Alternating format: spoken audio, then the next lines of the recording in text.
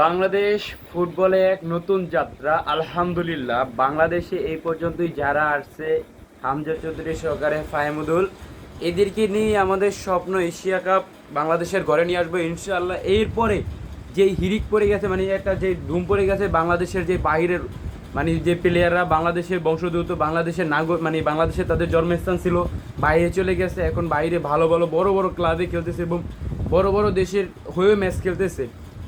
এখন তারা সবাই চাচ্ছে বাংলাদেশে ফিরে আসতে। একটা বার চিন্তা করুন আপনারা, কোথায় যাবে বাংলাদেশ দলটা।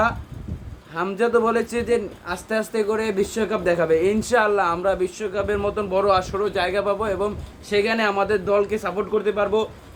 এতদিন অন্য দেশকে সাপোর্ট করেছি, অন্য দেশের প্লেয়ারের জার্সি গায়ে পড়েছি। ইনশাআল্লাহ এখন থেকে নিজের দেশের প্লেয়ারদের জার্সি গায়ে পরবো এবং তাদেরকে মানে তাদের ছবি লাগিয়ে জার্সি পরবো, তাদের নাম্বার প্লেট লাগিয়ে জার্সি পরবো, তাদের মানে তাদের নাম ব্যবহার করবো। এটার চাইতে আনন্দ আমি মনে করি বাঙালির আর কিছু হতে পারে না। আপনারা আমি এত আনন্দিত আলহামদুলিল্লাহ যে বাংলাদেশে ফুটবলে এক নতুন ইতিহাস হতে যাচ্ছে। বাংলাদেশ ফুটবল বিশ্ব মঞ্চে, ক্রিকেটের মতন বিশ্ব মঞ্চে দাঁড় করাবে বাংলাদেশ ফুটবল ইনশাআল্লাহ।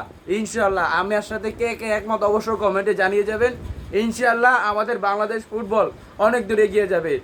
প্রচণ্ড পরিমাণ প্লেয়ার চারিদিক থেকে খবর আসতেছে এবং বিভিন্ন নিউজ চ্যানেল হচ্ছে যে সব দেশের যারা আমাদের দেশের বংশোদ্ভূত এবং অনেক বড় বড় জায়গায় খেলতেছে, অনেক বড় বড় ক্লাবে খেলতেছে, তারা নিজের দেশে হামজাকে দেখে এক্সপিরিয়েন্স হয়ে, হামজাকে দেখে সবাই আগ্রহ হয়েছে যে নিজের দেশে তারা চলে আসবে এবং তারা নিজের দেশের হয়ে খেলবে, নিজের দেশের হয়ে লড়বে।